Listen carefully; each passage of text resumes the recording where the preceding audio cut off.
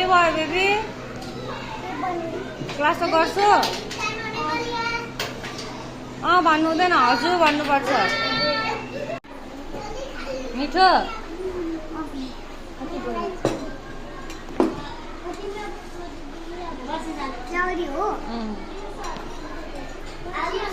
गम गम खाइसौ न।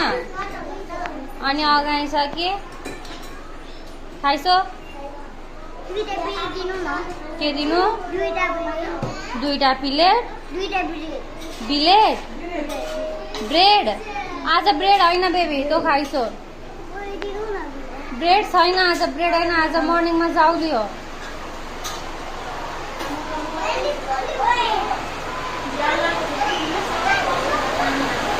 बिना खाऊ।